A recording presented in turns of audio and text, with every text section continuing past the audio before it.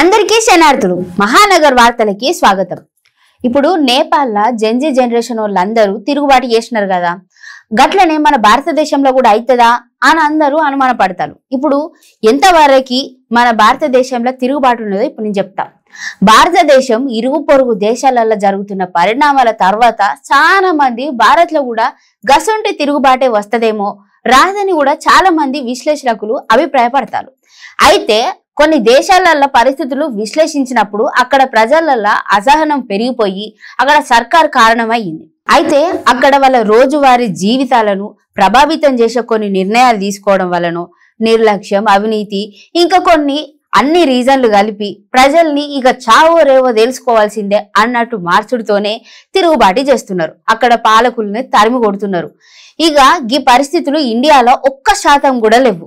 ఎందుకో ఇప్పుడు నేను చెప్తా. ప్రజా తిరుగుబాటు జరిగి ప్రధానులు సైతం పారిపోవాల్సిన పరిస్థితులు ఏర్పడినా కూడా 3 భారత పొరుగు దేశాలలో పాలకులు చేతగానితనం చాలా ఎక్కువగా ఉన్నది.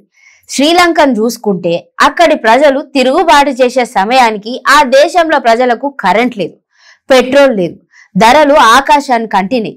ఇంత జరుగుతున్నా కూడా ఏం చేయని ప్రభుత్వాన్ని అక్కడ విలాసాలకు ఉంటున్న పాలకుల్ని చూసి ఎవరు మాత్రం సైలెంట్ ఉంటారు చెప్పులు. నేపాల్లో కూడా గదే స్థితి. అక్కడి యువతకు ఉద్యోగ అవకాశాలు దాదాపుగా లేవు, అవినీతి పెరిగిపోయింది. బంగ్లాలో కూడా పరిస్థితి మెరుగ్గా ఉన్న షేక్ హసీనా నియంతృత్వ ధోరణి, అణిచివేత కారణంగా కొంతమంది ప్రజలు తిరుగుబాటు చేసినారు. ఆ 3 దేశాల పరిస్థితిని కంపేర్ చేసుకుంటే మన భారతదేశంలో అత్యున్నత జీవన ప్రమాణాలు ప్రజలకు ఉన్నాయి. ఇప్పుడు అవకాశాల వేటలో తీరిక లేని భారత యువతను మనం చూసుకుందాం. ప్రస్తుతం భారతదేశంలో యువతకు తీరికే లేదు. వారి కళ్ళ ముందు ఎన్నో అవకాశాలు ఉన్నాయి. కెరీర్ల పరుగులు పెట్టుకుంటున్నారు. ఐటీ రంగంని చూసుకున్నా, వ్యవసాయ రంగంని చూసుకున్నా వాళ్ళకి ఎటువైనా కూడా పని చేసుకునే తీరుకున్నది.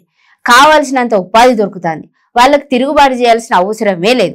ఇప్పుడు అవినీతి విషయంలోనూ రాజకీయ నేతలు ఇంకా కొన్ని జాగ్రత్తగా ఉంటున్నారు. ఎందుకంటే కొన్ని న్యూస్లు గంతగనం వైరల్ అయినాయి కాబట్టి. అత్యాశకు పోయే వాళ్ళు కొంతమంది ఉన్నా కూడా వాళ్ళకి ఎప్పటికప్పుడు షాకులు ఇస్తూనే ఉన్నారు మన సోషల్ మీడియా వాళ్ళు. అవినీతి పైన, అవినీతి నేతల పైన చర్యలు తీసుకునే విషయంలో ప్రజలకు కొంచెం అసంతృప్తి ఉన్నా కూడా అటు ఇటుగా చర్యలు తీసుకుంటున్నారన్న నమ్మకంతో ఇప్పుడు ప్రజలు ఉంటున్నారు. అది ఒక్కటే తిరుగుబాటు కారణమయ్యే అవకాశం అయితే ఉన్నది. ఇప్పుడు ఇంకొక విషయం, ఆర్టిఫిషియల్ ఇంటెలిజెన్స్ మీద తిరుగుబాటు చేసే అవకాశం ఉన్నది. బట్ అది ఇంకా ఫ్యూచర్ లో చేసే అవకాశం ఉన్నది కానీ ప్రస్తుతం అయితే లేదు. ఇక్కడ ప్రభుత్వాలు వాళ్ళ బాధ్యతలను ఎప్పుడు నిర్లక్ష్యం చేసేదైతే మనం చూడలేదు.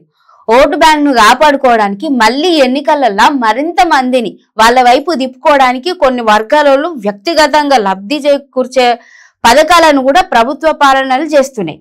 అటు కేంద్రం, ఇటు రాష్ట్రం ఇట్లాంటి పథకాలు అమలు చేస్తూనే ఉన్నారు. తేడా వస్తే మొత్తం ఆగిపోతాయి. అందుకే సర్కార్ వాళ్ళు కూడా ఇక సర్కార్ మీద ఆధారపడుతున్న వాళ్ళు ఎవ్వరు కూడా అసంతృప్తి వ్యక్తం చేయరు. మిగతా వర్గాల వాళ్ళు ఉద్యోగాలు, వ్యాపార అవకాశాలను అందుకోవడం కోసం చాలా బిజీగా ఉన్నారు. కారణం లేకుండా ఇప్పుడు సర్కారుల పైన తిరుగుబాటు చేసేంత తీరికైతే భారతదేశంలో ఉన్న యువతకు లేదు. అందుకే భారత్లో ఈ 3 దేశాలతో ఉన్న పరిస్థితులు కంపేర్ చేసుకుంటే తిరుగుబాటు చేసే అవకాశాలు అనుమాత్రంగా కూడా లేవు. ఇదే సమయంలో ఇప్పుడు 3 దేశాల్లోని రాజ్యాంగాల కన్నా మన భారత రాజ్యాంగం అత్యున్నతమైనదని చెప్పుకోవాలి. దేశానికి రక్షణగా నిలిచే వ్యవస్థలు పగడ్బందీగా పనిచేస్తున్నాయి. లోపాలు ఉన్నా కూడా, వ్యవస్థలో కొంతమంది దారి తప్పినా కూడా ప్రస్తుతానికి భారతదేశంలో అరాచక విప్లవం వచ్చే అవకాశం అయితే కొంచెం కూడా లేదు.